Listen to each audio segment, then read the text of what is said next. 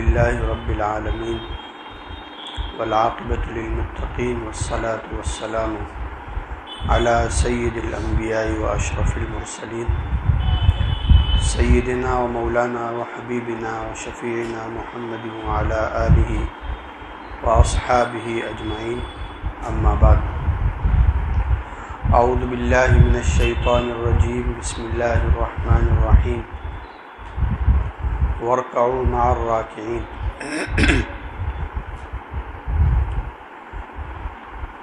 مجھے یہ کہا گیا ہے کہ نماز کے فرائض اور نماز کے واجبات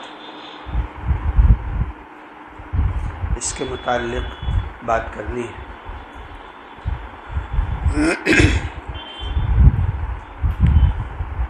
نماز کے اندر فرائض تو زیادہ نہیں ہیں، صرف 6 فرائض ہیں، لیکن ان کی اہمیت یہ ہے کہ اگر ان میں سے ایک بھی چیز چھوٹ گئی تو پھر نماز نہیں ہوگی۔ سب سے پہلی چیز ہے نماز کے فرائض میں تکبیر تحریمہ۔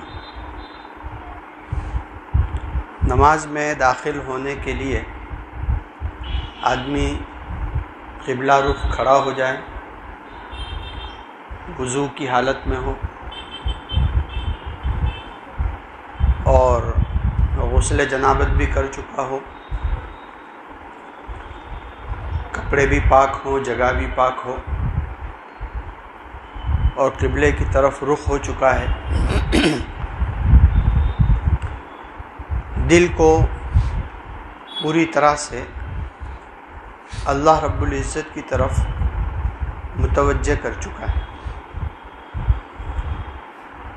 پورے سکون اور وقار کے ساتھ ہے، اور اس کے ساتھ پھر اپنے دونوں ہاتھوں کو کان تک لائے، انگوٹھے کو کان کی لو کے ساتھ لگائے، دونوں ہتھیلیاں پوری طرح سے قبلے کی طرف متوجہ ہوں، اور اس کے بعد پھر اللہ اکبر کہتا ہوا اپنے ہاتھ کو باندھ لے۔ نماز کے لیے انسان ایسی حالت میں آئے کہ اس کا دل، اس کا دماغ ہر طرح کے ٹینشنوں سے، ہر طرح کی سوچ سے مکمل خالی ہو،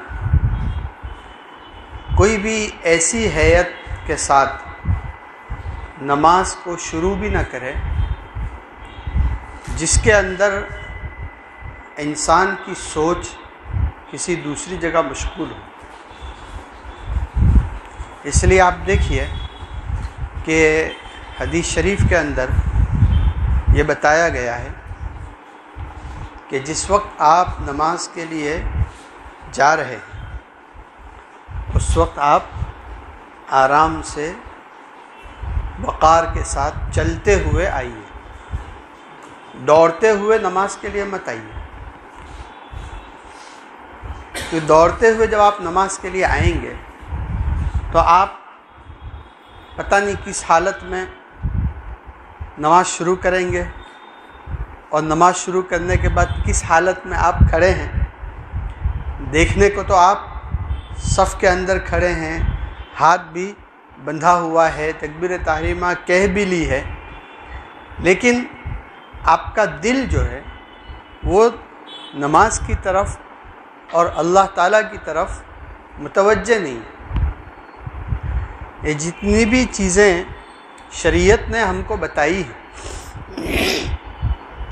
نماز سے پہلے کی ہو یا نماز کے بعد کی ہو، یہ سب اس لیے بتائی گئی ہیں کہ ہماری نماز کے اندر قوت پیدا ہو، ہماری نماز کے اندر جان پیدا ہو، ہماری نماز کے اندر دھیان پیدا ہو۔ آدمی پہلے سے مسجد کے اندر آ جائے. ایسا نہ ہو کہ بھئی اپنی جگہ پر بیٹھا ہوا ہے،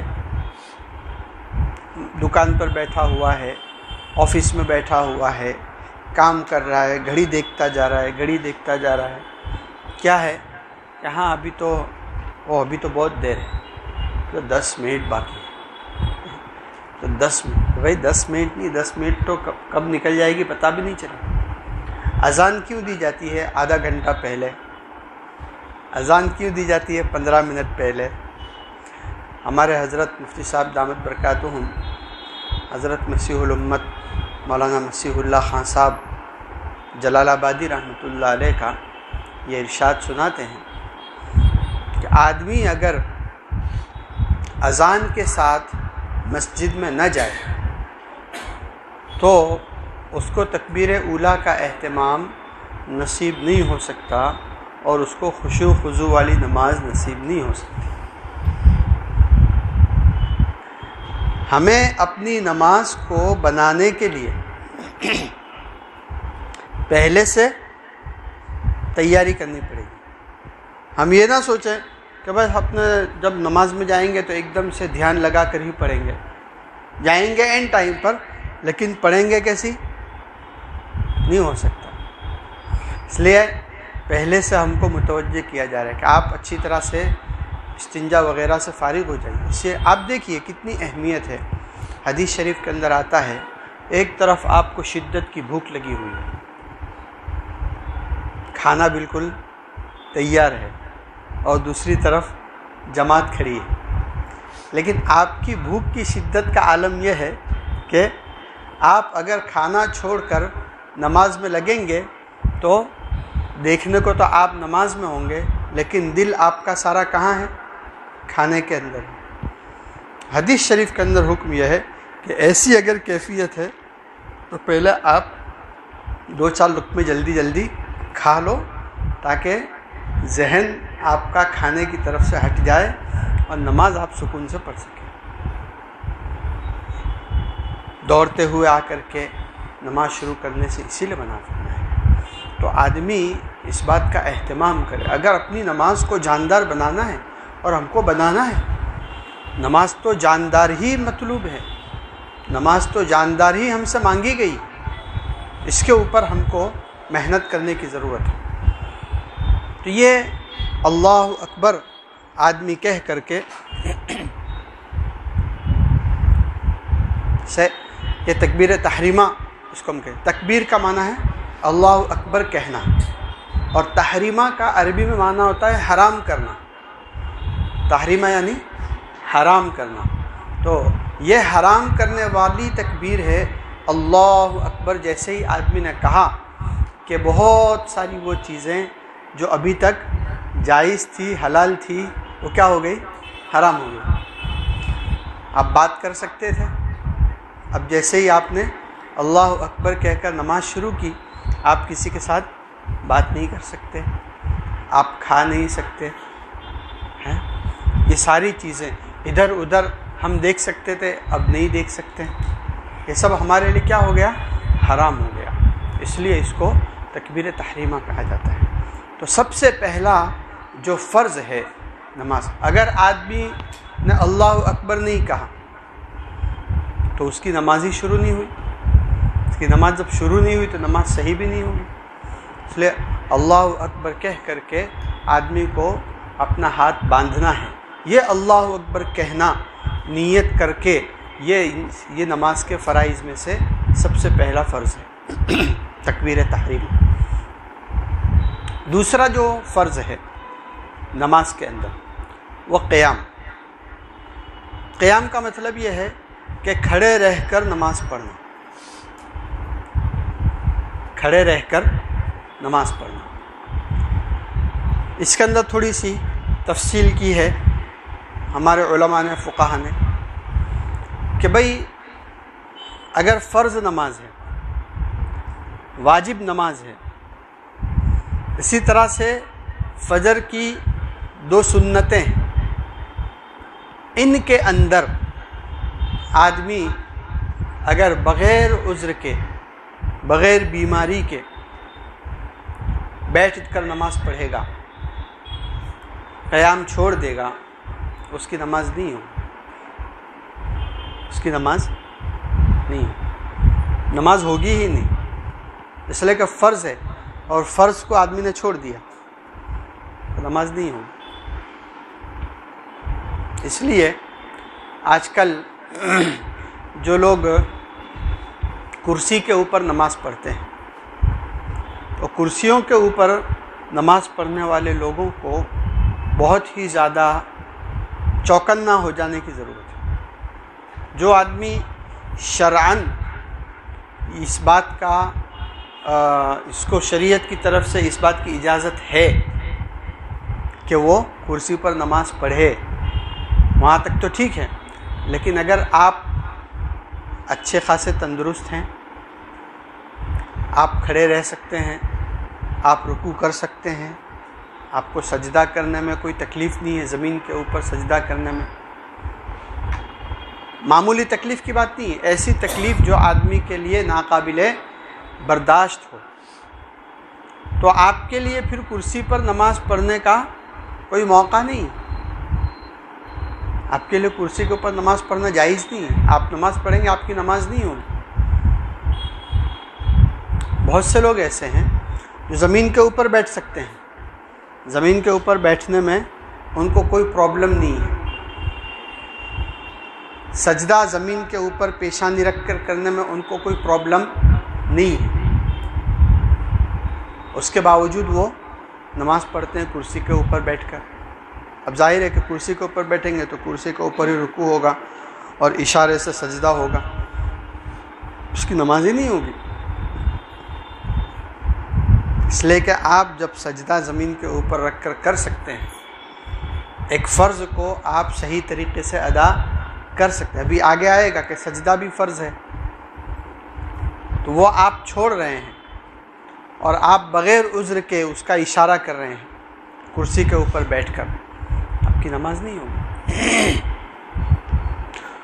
فرض نماز میں 5 نمازیں جو فرض ہیں، فجر، ظہر، عصر، مغرب اور عشاء، اور واجب نماز وتر کی نماز، اور فجر کی جو سنت ہے، ان کے اندر بغیر بیماری کے، بغیر عذر شرعی کے قیام کو اگر آدمی نے چھوڑ دیا، بیٹھ کر نماز پڑھی، تو ایسی صورت کے اندر اس کی نماز نہیں ہوگی۔ یہ تو ہو گئی فرائض کی بات، فرائض، واجبات اور فجر کی سنت۔ اس کے علاوہ جو نمازیں ہیں، بھائی ظہر کی سنت ہے، عصر کی سنت غیر مؤکدہ، مغرب کے بعد کی 2 سنت، اور اسی طرح سے عشاء کے بعد کی 2 سنت مؤکدہ، یہ سنن مؤکدہ، یعنی فجر کی سنت مؤکدہ کے علاوہ جتنی سنن مؤکدہ ہیں، اور پھر اس کے علاوہ جتنی نوافل، تہجد ہے، اشراق ہے، چاشت ہے، اوابین ہے، صلاۃ الحاجہ ہے، صلاۃ التوبہ ہے، یہ جتنی بھی نمازیں ہیں، ان نمازوں کے اندر قیام فرض نہیں ہے، فرض نہیں ہے۔ آپ بغیر عذر کے بھی بیٹھ کر نماز پڑھنا چاہیں، نفل نماز، تہجد بغیر عذر کے آپ بیٹھ کر پڑھنا چاہیں پڑھ سکتے ہیں، ثواب آدھا ہو جائے گا، ثواب آدھا ہو جائے گا۔ عذر کے ساتھ اگر آپ کو عذر ہے اور آپ بیٹھ کر پڑھیں گے تو آپ کو ثواب پورا ملے گا، کیونکہ آپ معذور ہیں۔ لیکن عذر کے بغیر اگر آپ بیٹھ کر نماز پڑھتے ہیں نفل، تو نماز ہو جائے گی لیکن ثواب آدھا ملے گا۔ ہمارے استاد ہیں مولانا سلیمان صاحب چوکسی دامت برکاتہم، پہلے ڈابل میں پڑھاتے تھے، ابھی ساؤتھ افریقہ کے ایک بڑے مدرسے میں بڑی کتابیں پڑھاتے ہیں۔ مولانا ذوالفقار صاحب نقشبندی نے ان کو اجازت بھی دی ہے کہ خلیفہ ہیں۔ وہ سبق کے اندر ایک بات بتاتے تھے ہم کو، شرح وقایہ کے سبق، کہ شریعت نے یہ رعایت کیوں رکھی ہے کہ بھائی نفل نماز کے اندر آپ بغیر عذر کے بھی بیٹھ کر نماز پڑھ سکتے ہیں۔ شریعت چاہتی کیا ہے؟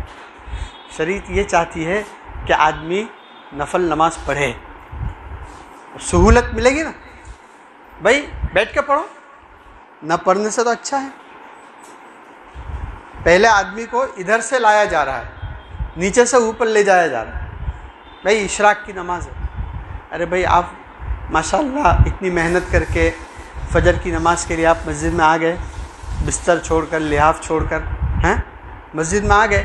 اب آپ تھوڑی سی دیر اور مسجد کے اندر بیٹھ جاتے ہیں، ذکر کر لیتے ہیں، تھوڑی تسبیحات پڑھ لیتے ہیں، یاسین شریف پڑھ لی، تھوڑی سی تلاوت کر لی، کہ اتنی دیر میں کیا ہو جائے گا؟ اشراق کا وقت ہو گیا. اور فضیلت کتنی بڑی کہ آدمی نے 2 یا 4 رکعت پڑھ لی اور اللہ تعالیٰ فرماتے کہ جا پورے دن کے سارے کام میں تیرے کر دوں گا، تجھے کوئی ٹینشن رکھنے کی ضرورت نہیں. اشراق کی نماز ہے. حدیث شریف کے اندر آتا ہے حضور اکرم صلی اللہ علیہ وسلم نماز پڑھانے کے بعد، فجر کی نماز پڑھانے کے بعد وہیں مصلی کے اوپر ہی 4 زانو فلاٹی مار کر بیٹھ جاتے تھے. کب تک؟ حتیٰ تطلع الشمس حسنا، سورج اچھی طرح جب نکل جاتا وہاں تک آپ وہیں بیٹھے رہتے تھے، ذکر میں تسبیح میں مشغول. وہ ذکر اور تسبیح کا بہترین وقت ہے. اس بہانے ہماری تسبیحات بھی پوری ہو جائے گی. بہت سے لوگوں کو یہ شکایت ہوتی ہے کہ بھئی معمولات پورے نہیں ہوتے، معمولات پورے نہیں ہوتے.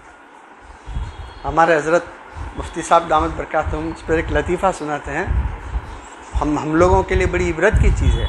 فرماتے ہیں کہ کسی زمانے کے اندر میں نے حضرت کو، بڑے حضرت مفتی محمود حسن گنگوئی رحمۃ اللہ علیہ کو خط لکھا تھا کہ معمولات کچھ چھوٹ رہے ہیں، کچھ معمولات چھوٹ رہے ہیں. تو وہاں سے جواب یہ آیا کہ بھائی جب معمولات چھوٹ رہے ہیں تو پھر معمولات کہاں ہوئے؟ وہ تو متروکات ہوئے. معمولات تو اس کو کہتے ہیں جو عمل میں ہو، جو ریگولر کرے وہ معمولات ہے. معمولات یعنی کی جانے والی چیزیں. آپ ایک طرف تو یہ کہہ رہے ہیں کہ معمولات، اور دوسری طرف یہ کہہ رہے ہیں کہ چھوٹ رہے ہیں، تو پھر معمولات کہاں ہوئے؟ اس کو تو آپ کو متروکات کہنا چاہیے، جو چھوڑا ہوا ہے. فرماتے ہیں کہ وہ جملہ جس دن آیا ہے حضرت کے خط میں لکھ کر ایسی چوٹ لگی ہے دل کے اوپر کہ اس کے بعد سے کبھی کوئی معمول چھوڑنے کی ہمت نہیں ہوئی. آج اللہ تعالیٰ نے کون سے مقام کے اوپر بٹھایا ہے؟ معمولات کی پابندی ترقی کا زینہ ہے. حضرت شیخ الحدیث مولانا محمد زکریا صاحب رحمۃ اللہ علیہ کے آپ مکاتب اٹھا کر دیکھ لو، آپ بیتی اٹھا کر دیکھ لو، کتنی کہاں قدم قدم پر جگہ جگہ ایک ہی جملہ آپ کو حضرت شیخ کے یہاں ملے گا، معمولات کی پابندی ترقی کا زینہ ہے. 3 تسبیح ہم سے پابندی سے نہیں پڑھی جاتی. 3 تسبیح کتنی دیر لگتی ہے؟ مشکل سے 15 منٹ. اب آپ اگر فجر کی نماز مسجد میں پڑھتے ہیں اور تھوڑی دیر اپنے آپ کو جمع کر کے بیٹھے رہیں گے، قبلے کی طرف متوجہ، کیا سہانا وقت ہے، کیا نورانی اور روحانی وقت ہے وہ اللہ تعالیٰ کی طرف سے رکھا گیا ہے کہ اس وقت آدمی تھوڑی دیر کے لیے اپنے آپ کو متوجہ کر کے تسبیحات کر لیتا ہے، تھوڑا سا ذکر کر لیتا ہے، 2 رکعت آدمی نماز پڑھ لیتا ہے، تو پورے دن ایک خاص قسم کی روحانی قوت اس کو محسوس ہو، وہ انرجی ہے. بھائی ہم اپنے ناشتے کا انتظام جب جیسے کرتے ہیں، جیسے صبح ناشتے کو ہم ضروری سمجھتے ہیں، وہ جسم کے لیے قوت ہے، تو ایسے ہی روح کو بھی تو ناشتے کی ضرورت ہے. پہلے اپنی روح کو ناشتہ کراؤ، اس کے بعد پھر جسم کو ناشتہ دو. اپنے گھر کے لوگوں کو بھی، عورتوں کو بھی، بچوں کو بھی اس کا اہتمام کرانا چاہیے. فجر کے اندر تھوڑا سا ذکر ہو جائے، تھوڑی سی تلاوت ہو جائے. اشراق کی کچھ نہیں تو صرف 2 رکعت آدمی نماز پڑھ لے. حضور اکرم صلی اللہ علیہ وسلم فرماتے ہیں کہ اللہ تعالیٰ فرماتے ہیں کہ جا آپ دن بھر کے سارے کاموں کے لیے میں کافی ہو جاؤں. اور ہمارے وہاں بمبئی کے اندر حاجی صاحب ہیں، حاجی داؤد، اندھیری کے اندر. وہ اب تو بیچارے کافی بوڑھے ہو گئے, کمزور ہو گئے. وہ ہر سال یہاں پابندی سے دابل خانقاہ میں آتے تھے.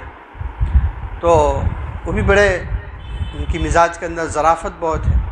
وہ فرماتے ہیں, وہ جب وہاں حرم شریف کے میں جاتے ہیں تو کہتے ہیں میں روزانہ 2 عمرے کرتا ہوں, میں روزانہ 2 عمرے کرتا ہوں. اور ایسا کہتے ہیں کہ خالی یہاں نہیں, میں جہاں بھی ہوتا ہوں 2 عمرے کرتا ہوں. تو لوگوں کو تعجب ہوا کہ بھئی یہاں تو سمجھ میں آتا ہے, یہاں آپ عمرے کرتے ہیں, روزانہ 2 عمرے کرے تو سمجھ میں آتا ہے, آپ بمبئی میں رہتے ہوئے 2 عمرے کیسے کرتے ہیں؟ کہتے ہیں کہ میں یہ فجر کی نماز پڑھ کر کے وہیں بیٹھا رہتا ہوں اپنی جگہ پر, اور جب تک کہ اشراق کی نماز نہیں ہو جاتی وہاں تک میں وہاں سے ہٹتا نہیں. تو حدیث شریف کے اندر آتا ہے کہ عمرے کا ثواب ملتا ہے, مقبول عمرے کا ثواب ملتا ہے. اب بتائیے آدمی کیا کہتا ہے کہ یار عمرے کب کھلیں گے, عمرے کب؟ اللہ بھائی عمرہ تو کھلا ہوا ہے. بند کس نے کیا ہے؟ عمرہ کھلا ہوا ہے. روزانہ آپ عمرہ کر سکتے ہیں. اور پھر کہتے ہیں کہ مدینہ منورہ کے اندر ہوتا ہوں تو اپنی ہوٹل سے وضو کر کے مسجد قباء گئے اور وہاں 2 رکعت نماز پڑھ لی جا کر. کیا ہو گیا؟ عمرہ ہو گیا. کہنے کا مطلب یہ ہے کہ چھوٹے چھوٹے اعمال ہیں, دنیا کے اندر ہم کو اس کی اہمیت سمجھ میں نہیں آتی, نظر نہیں آتی, لیکن کل جب آنکھیں بند ہوگی اور وہاں کا عالم ہمارے سامنے آئے گا تو ہم کو پتہ چلے گا کہ یہ چھوٹے چھوٹے نفلی اعمال جو ہیں وہ کتنا اونچا مقام رکھتے ہیں. سری سختی رحمۃ اللہ علیہ کا جملہ ہمارے حضرت مفتی محمود حسن گنگوہی رحمۃ اللہ علیہ سناتے تھے. ان کے انتقال کے بعد کسی نے ان کو خواب میں دیکھا, سے پوچھا کہ حضرت اللہ تعالیٰ نے آپ کے ساتھ کیا معاملہ فرمایا؟ بڑے عالم تھے, بڑے محدث بھی تھے, بڑے محقق بھی تھے, اللہ تعالیٰ نے آپ کے ساتھ کیا معاملہ کیا؟ تو انہوں نے فرمایا کہ بھائی دیکھو, سیدھی اور صاف بات یہ ہے کہ دنیا کے اندر جو ہم بڑا علم بگھارتے تھے, مجموعوں کے اندر بڑی بڑی لچھے دار تقریریں کرتے تھے اور بڑی بڑی تصنیفیں ہم کرتے تھے, کتابیں لکھتے تھے, سب ایک طرف رہ گیا. اور رات کے آخری حصے میں اٹھ کر کے صبح صادق سے تھوڑی دیر پہلے چھوٹی چھوٹی 2-4 رکعتیں پڑھ لیتے تھے, آج انہی چھوٹی چھوٹی تہجد کی 2-4 رکعتوں کی وجہ سے اللہ تعالیٰ نے ہم کو یہاں نجات دے دی. ہم کو یہ نہیں پوچھا کہ کتنی کتابیں تصنیف کر کے آئے, کتنے PhD کے, کتنے رسالے لکھے, کتنے مقالے لکھے, وہ نہیں پوچھا. بس تہجد جو اٹھ کر کے اخیر میں اٹھ کر کے 15-20 منٹ کے اندر چھوٹی چھوٹی 2-4 رکعتیں پڑھ لیتے تھے, لیکن پابندی سے پڑھتے تھے. پابندی, استقامت. اس لیے صوفیہ کے یہاں کہتے ہیں کہ استقامت خیر من 1000 کرامت. ایک استقامت جو ہے وہ 1000 کرامتوں سے بڑھ کر ہے. تو ہمارے استاد یہ فرماتے ہیں کہ شریعت نے جو آسانی رکھی ہے, کیوں رکھی؟ نفل نماز آپ بغیر عذر کے بھی بیٹھ کر پڑھ سکتے ہیں. کیوں؟ شریعت یہ چاہتی ہے کہ امت پڑھے. پڑھو نا بھائی, کھڑے رہ کر پڑھنے کی ہمت نہیں ہو رہی ہے, بیٹھ کر پڑھو. کون سا مشکل کام؟ بیٹھ کر پڑھتے رہو گے تو پھر آپ کو قدرتی ایسی آپ وہ گنتی کے اوپر آئیں گے. جیسے تاجروں کی گنتی ہوتی ہے نا, پھر آپ تاجرانہ گنتی کے اوپر آئیں گے. لے بھائی, کائی کو خالی نقصان کرنے کا اپنا ہے, آدھا ثواب پورا ثواب کائی کو نہیں لینے کا. چلو کھڑے ہو کر پڑھو. نفس کے ساتھ بھی ہم کو چال چلنے کی جیسے وہ ہمارے ساتھ چلتا ہے. ڈاکٹر عبدالحی عارفی رحمۃ اللہ علیہ کا جملہ ہے, مفتی تقی عثمانی صاحب نے نقل کیا ہے. وہ فرماتے تھے, ڈاکٹر عبدالحی ڈاکٹر تھے لیکن حضرت تھانوی رحمۃ اللہ علیہ کے خلیفہ تھے, بڑے چہیتے, ان کے مرید تھے. ڈاکٹر صاحب یہ فرماتے ہیں کہ نفس میرے ساتھ چال چلتا ہے اور میں اس کے ساتھ چال چلتا ہوں. نفس کیا چال چلتا ہے؟ ابھی مثال کے طور پر ابھی ٹھنڈی کی سیزن ہے نا, تو مان لو کہ بھائی 4 بجے آپ کی آنکھ کھلی. اب آپ کو ایک طرف اللہ تعالیٰ کی طرف سے یہ دل میں آئے گا کہ چلو اچھا موقع ہے, اٹھ کر کے تہجد پڑھ لو, تو دوسری طرف فوراً نفس آئے گا, ابھی سے کیا ہے, تو 4 بجے, ابھی تو 2 گھنٹے ہیں صبح صادق کو, ہیں سو جاؤ, تھوڑی دیر کے بعد اٹھنا. ہاں بات برابر, آدمی فوراً نفس کی چال میں فوراً بات تو برابر, 2 گھنٹے ابھی سے اٹھ کے کیا کریں گے. حالانکہ آدمی اس کو یہ کہنا چاہیے کہ کوئی بات نہیں بھائی, دیکھ ایسا ہے کہ نیند کا تو کوئی بھروسہ نہیں, ابھی خدا نہ خواستہ آنکھ لگ گئی تو سیدھی نماز کے ٹائم پہ کھلی تو کیا ہوگا, ابھی پڑھ کے پھر بھلے پھر سو جانا, 2-4 رکعت اٹھ کر کے پڑھ لو. لیکن وہ نفس کیا کرتا ہے, انسان کے ساتھ کھیلتا ہے, انسان کے ساتھ چال چلتا ہے اور اس کو ایک بڑی خیر سے محروم کر دیتا ہے. اور ڈاکٹر صاحب یہ فرماتے ہیں کہ میں نفس کے ساتھ چال چلتا ہوں. کیا کہتا ہوں, کہتے ہیں ایک مرتبہ ایسا ہوا, اپنا خود کا واقعہ بیان کرتے ہیں, کہ ذرا سی طبیعت علیل تھی, ذرا سا بیمار تھا. اب بیماری کے اندر جو تہجد کا روزانہ اٹھنے کا وقت تھا, اس وقت آنکھ کھلی تو ایک طرف تو طبیعت میں یہ تقاضا کہ اٹھ کر کے تہجد پڑھ لوں, معمولات پورے کر لوں, تو دوسری طرف نفس آیا کہ بھائی تو بیمار آدمی ہے, اور بیماری کی حالت میں تو اللہ تعالیٰ نے کتنی ساری رعایتیں رکھی ہے, اب یہ تو نفل ہے, اس میں اتنا سارا ٹینشن کیا لیتے ہو. اچھا, تو کہتے ہیں میں نے نفس سے کہا کہ اچھا چلو کوئی بات نہیں, تہجد مت پڑھو, خالی یہاں لیٹے لیٹے دعا تو مانگ لو, لیٹے لیٹے, اٹھنے بھی مت, ایسے لیٹے لیٹے دعا مانگ لو. اب لیٹے لیٹے جب دعا مانگنا شروع کیا تو پھر اس سے کہا کہ بھائی جب لیٹے لیٹے مانگ رہا ہے تو خالی بیٹھ کر ہی مانگ لو نا, تھوڑی دیر خالی بیٹھ جاؤ, بیٹھ کر دعا مانگو.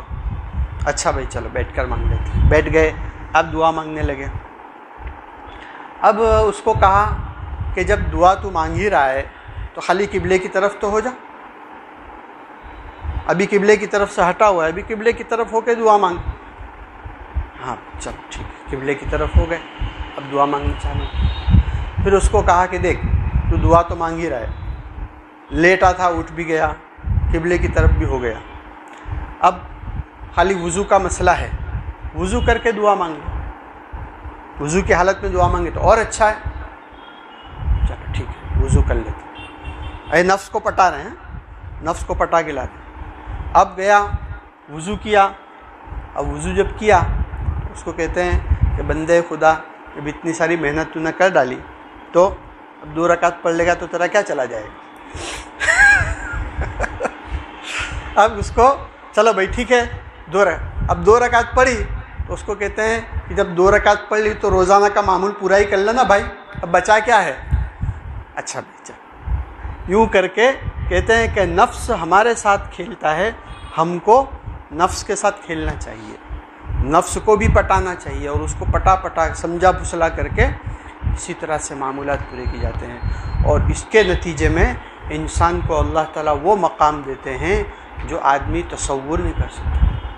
حضرت تھانوی رحمۃ اللہ علیہ یہ فرماتے تھے سارے تصوف کا خلاصہ, سارے تصوف, آپ سوچئے کون کہہ رہا ہے, مولانا تھانوی رحمۃ اللہ علیہ, محقق جن کو لوگوں نے اپنی صدی کا مجدد کہا, مولانا اشرف علی تھانوی رحمۃ اللہ علیہ, جن کے یہاں بڑے بڑے علماء نے آ کر کے اپنا سر جھکا دیا, کہ سرنڈر ہو گئے وہاں آ کر. کون؟ مولانا سید سلیمان ندوی جیسا انسان, بڑا محقق, بڑا قلمکار, ادیب اردو کے. ہاں, مولانا عبد الماجد دریابادی جیسا انسان, وہ وہاں آ کر کے جی حضرت آپ کی عظمت سلام, ایسا. وہ حضرت تھانوی کیا فرماتے ہیں, فرماتے ہیں کہ سارے تصوف کا خلاصہ اتنا ہے کہ وہ نیکی جس کے کرنے کے لیے طبیعت آمادہ نہیں ہے, ذرا سا جبر کر کے, ذرا سی قوت طاقت استعمال کر کے اس سے وہ کام کروا لینا.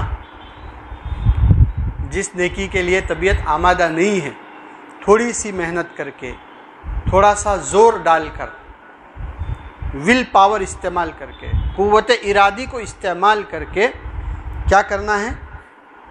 وہ کام کروا لینا ہے۔ یہ جس گناہ سے بچنا ہمارے لیے امپاسبل نظر آ رہا ہے، ناممکن نظر آتا ہے، اس گناہ سے اپنے آپ کو کسی بھی قیمت پر بچا لے جانا۔ بس اگر یہ دو کام آپ نے کر لیے تو سمجھو کہ آپ کو سارا تصوف حاصل ہے۔ سارے تصوف کا خلاصہ یہی ہے۔ یہ جو بزرگوں کے یہاں آدمی جاتا ہے، ان سے تعلقات قائم کرتا ہے، خانقاہوں کے اندر وقت لگاتا ہے، اس سارے کا حاصل یہی تو ہے۔ کیا شریعت کی طرف سے جن کاموں کے کرنے کا حکم دیا گیا ہے ان کاموں کو کرنا، اور جن کاموں سے بچنے کو کہا گیا ہے ان سے اپنے آپ کو بچانا۔ اگر آپ نے یہ چھوٹا سا راز اگر سمجھ لیا تصوف کا، سمجھو کہ آپ کو پوری تصوف کی کوئی کتاب پڑھنے کی ضرورت نہیں، آپ کو سارا تصوف آ گیا۔ تو بیٹھنا جو ہے، یہ بیٹھ کر کے آپ نفل نماز چاہیں پڑھ سکتے۔ پھر اب دیکھو شیطان ہے نا، شیطان کتنا ہمارا دشمن ہے۔ جب آدمی بیٹھ کر کے نماز پڑھنے جائے گا نا، نفل نماز، تو وہ سوچے گا اے پاگل آدمی، جوان آدمی ہو کر کے بیٹھ کے نماز پڑھتا ہے، شرم نہیں آتی؟ کیا فائدہ ایسی نماز پڑھنا، چھوڑو اس کو۔ چھوڑ دیا۔ اللہ بھائی نہیں پڑھنے سے تو اچھا تھا، ہاں بیٹھ کر پڑھ لیتے، اشراق کی نماز بیٹھ کر پڑھ لو اوابین۔ میں نے آپ کو بتایا کہ آپ پڑھتے رہیں گے، بھلے آدھا ثواب کچھ آ رہا ہے نا، جا تو نہیں رہا ہے کچھ، بیلنس تو ہو ہی رہا ہے بہرحال، نہ آنے سے تو اچھا ہی ہے۔ اور اس کی استقامت کی پابندی کی برکت یہ ہوگی کہ ایک دن وہ آئے گا جب کہ آپ کو خود اندر سے طبیعت کہے گی کہ یار اب بیٹھ کر پڑھنے سے اچھا ہے آدھا ثواب کا ہی کو لینے کا، پورا ثواب کیوں نہ لو، کھڑے ہو جاؤ۔ تو خیر، نفل نماز آدمی بغیر عذر کے بھی بیٹھ کر پڑھ سکتا ہے۔ اشراق کی نماز بغیر عذر کے بیٹھ کر پڑھ سکتا ہے، چاش کی نماز بیٹھے بیٹھے پڑھ سکتا ہے، اوابین کی نماز بیٹھے بیٹھے پڑھ سکتا ہے، تہجد کی نماز بیٹھے بیٹھے پڑھ سکتا، کوئی بیماری نہیں ہے، کوئی عذر نہیں ہے، پڑھ سکتا ہے۔ فرض نماز جو ہے وہ آدمی بیٹھ کر نہیں پڑھ سکتا عام حالات میں۔ تو ایک فرض نمازیں ہو گئی، واجب نماز ہو گئی، وتر، اور اسی طرح سے فجر کی 2 سنت۔ یہ جو نمازیں ہیں ان کے اندر قیام فرض ہے، اس لیے اگر بغیر عذر کے یہ نمازیں آدمی نے بیٹھ کر پڑھ لی، پوری یا تھوڑی دیر بھی اگر بیٹھا، تو اس کی نماز کیا ہو جائے گی؟ نماز ادا نہیں ہو، قیام فرض ہے۔ دوسری چیز تیسری چیز، 2 چیزیں ہو گئی، ایک تکبیر تحریمہ ہو گئی، تکبیر تحریمہ فرض ہے، دوسری چیز جو ہے وہ قیام، یعنی کھڑے ہو کر کے، کھڑے ہونے کی مقدار کیا ہے، کس کو کہتے ہیں کھڑا ہونا، وہ بھی فقہاء نے اس کو بھی ڈیفینیٹ کیا ہے۔ تھوڑا سا 1-2 گھونٹ چاہیے بس۔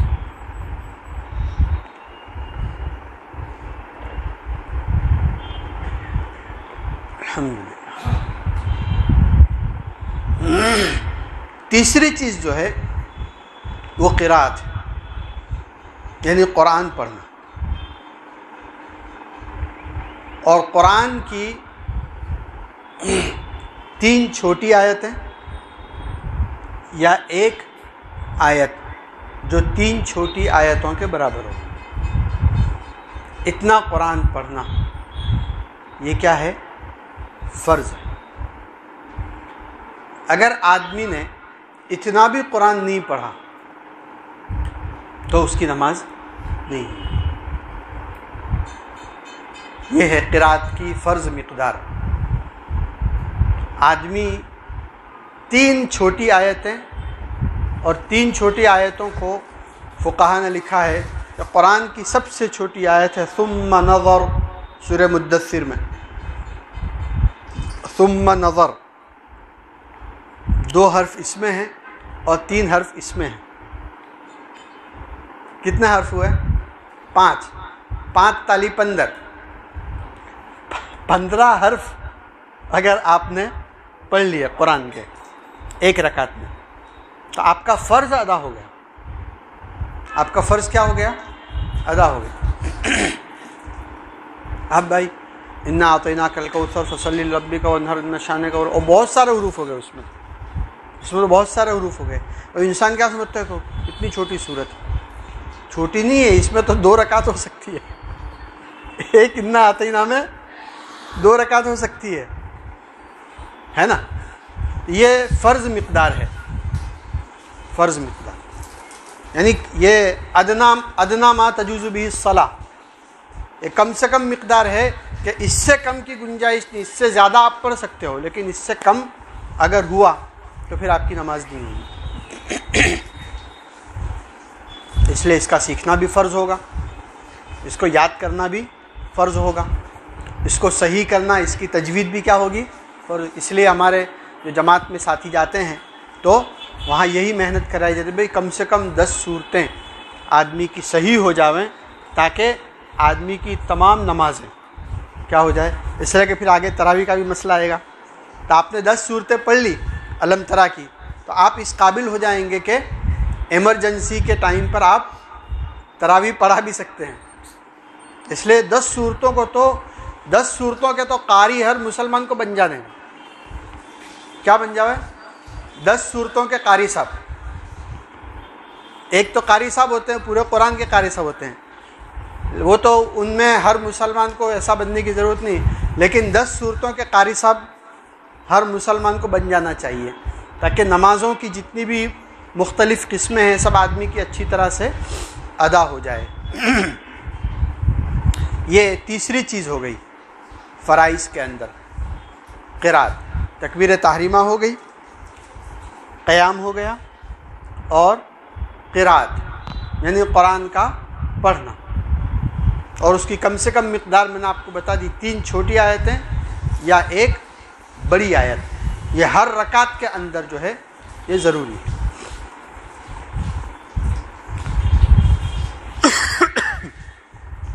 اس کے بعد جو ہے رکوع جو ہے یہ بھی فرض ہے. اچھا میں نے آپ کو بتایا کہ قیام یعنی کھڑا ہونا. تو کھڑا ہونا کیا؟ کھڑا ہونا کس کو کہتے ہیں اس کی بھی ڈیفینیشن کی ہے. کھڑا ہونے کا مطلب یہ ہے کہ آدمی ایسی پوزیشن کے اندر ہو کہ اس کا ہاتھ اس کے گھٹنوں تک نہ جاوے. کھڑی حالت میں اگر آدمی اس حالت میں گھٹنوں پر ہاتھ لے جانا چاہے تو اس کا ہاتھ گھٹنوں کو نہ لگے تو سمجھنے کا کہ یہ قیام کی حالت میں ہے. ٹھیک ہے. اچھا تو 3 چیزیں ہو گئی، تکبیر تحریمہ ہو گیا، اور قیام ہو گیا، اور قرات ہو گئی، اور چوتھی چیز جو ہے وہ رکوع جو ہے وہ بھی فرض ہے. اگر خدا نخواستہ آدمی رکوع بھول گیا، بھولے سے بھی اگر چھوٹا، یعنی قیام سے سیدھا کہاں چلا گیا؟ سجدے میں چلا گیا. کبھی ایسا ہوتا ہے آدمی دھن میں ہوتا ہے، ٹینشن میں ہوتا ہے، دھیان نہیں ہوتا ہے، تو گاڑی سیدھی قیام میں سے سیدھی کہاں چلی؟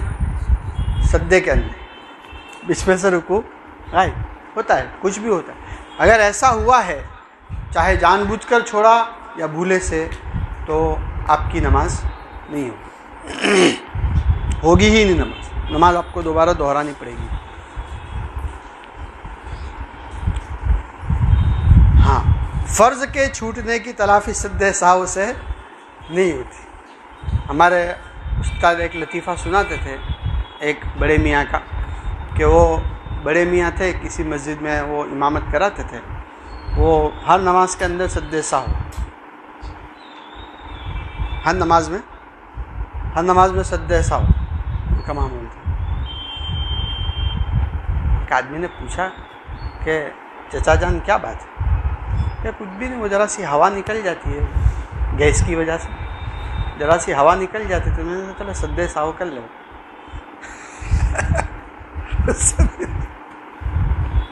تو نماز ہی ٹوٹ جائے گی آپ کی. ہر چیز کی، ہر مرض کا علاج نہیں ہے سد سہو. آدمی کیا سمجھتا ہے؟ سد سہو یعنی ہر مرض کی دوا. بھائی سر دکھا क्या, तो भाई क्रॉसिंग, नज़ला हुआ क्या, तो भाई क्रॉसिंग, क्रॉसिंग नहीं है ये तो आपको जहाँ जहाँ सद्दे साहू कर सकते हो वहीं सद्दे साहू से काम चलेगा। फ़र्ज़ आप छोड़ दोगे और आप सोचोगे चलो छल्ले क्या कर लेंगे, सिद्धा सहू सिद्धा सहू कर लेंगे, सिद्धा सहू करो कि सद्दे साहू करो, कोई फ़र्क पड़ने वाला नहीं, आपकी नमाज नहीं होगी। ये हो गया रुकू, तकबीर तहरीमा और क़याम, क़िरात, और चौथी चीज़ रुकू, और पांचवी चीज़ है सजदा।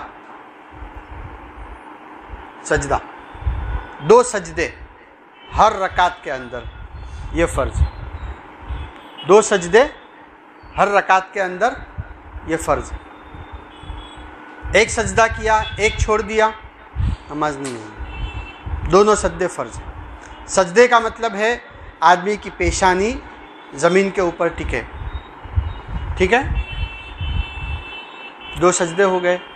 और छठी चीज़ जो है, जो आखिरी फ़र्ज़ है, वो है क़ादे अखीर, क़ादे अखीरा, यानी नमाज की आखिरी रकात में तशहुद की मिक़दार बैठना, ये फ़र्ज़ है। इसलिए अगर इन 6 फ़राइज़ में से कोई भी एक फ़र्ज़ छोड़ दिया या छूट गया, छोड़ दिया का मतलब जानबूझकर छोड़ा, और छूट गया का मतलब भूल से छूट गया, तो नमाज नहीं होगी। इसलिए इन 6 फ़राइज़ को अच्छी तरह समझना है। फिर अभी तो इसके अंदर बहुत सारे छोटे छोटे मसाइल हैं। भाई क़याम, अब क़याम के अंदर आपको बताया कि फ़र्ज़ नमाज के अंदर क़याम फ़र्ज़ है। कितने बजे की अज़ान है? अज़ान हो गया टाइम। क़याम नमाज के अंदर फ़र्ज़ है, फ़र्ज़ नमाज में। तो अब कौन सी बीमारियां ऐसी है जिसमें क़याम साक़ित हो जाता है, क़याम माफ़ हो जाता है? हाँ, वो सब बहुत बारीक मसाइल हैं। तो उन मसाइल में तो मुबारकबाद देता हूँ इन हज़रात को। हम तो कई सालों से तमन्ना करते रह गए, ख्वाहिश करते रह गए कि ये होना चाहिए, होना चाहिए। बहुत अच्छा हुआ कि हुआ। मैं तो ये कहता हूँ कि हर महीने होना चाहिए। हर महीना आप करते रहेंगे तो थोड़े थोड़े करके मसाइल कवर होते रहेंगे। इसलिए कि इतने सारे मसाइल हैं और तमाम मसाइल का जानना ज़रूरी है हमारे लिए। थोड़े थोड़े करके होते रहेंगे तो इंशाल्लाह इस तरह से काफ़ी मसाइल कवर हो जाएंगे। बहरहाल आदमी इस बात की आदत डाले कि कहीं भी अगर खटका है, थोड़ा सा भी डाउट है, उसको नोट करके रख ले। अब तो मोबाइल है, मोबाइल के अंदर नोट करके रिमाइंडर में रख ले, और जब मौका हो किसी जानने वाले के पास जा करके तो मुझे ज़रा ये मसला आप बता दीजिए। अपनी तरफ से अब समझ करके अपनी तरफ से कोई भी जवाब निकाल करके चलता न रहे। मैंने आपको बताया कि बहुत सी गलतियाँ ऐसी है कि आदमी बेचारा पूरी ज़िंदगी नमाज़ पढ़ता है और पता चला कि नमाज ही नहीं हुई, है ना। अल्लाह ताला इस आप हज़रात की इस मेहनत को कबूल फरमाए। जो आए वो भी काबिल तारीफ़ हैं, काबिल मुबारकबाद हैं। इल्म के हासिल करने पर कितने सारे फ़ज़ाइल, पूरी किताबें भरी हुई, मुस्तकिल किताबें लिखी। इब्न अब्दुल बर मालिकी इतने ऊंचे दर्जे, इतनी मोटी किताब, खाली इल्म हासिल करने के फ़ज़ाइल, जामिउ बयानिल इल्मी व फ़ज़ली, इतनी जारी किताब लिखी है। वो इसके अंदर जितने फ़ज़ाइल लिखे हैं सब आपको हासिल हो गए। खुलासा ये है, सुबह से लेकर अभी तक आप बैठे, आप उस फ़ज़ाइल के अंदर और हदीस की जितनी भी किताबों में इल्म हासिल करने के जितने फ़ज़ाइल हैं वो सब आपको हासिल हो गए। इससे बड़ी मुबारकबादी क्या हो, है। अल्लाह ताला मुबारक फरमाओ, कबूल फरमाओ।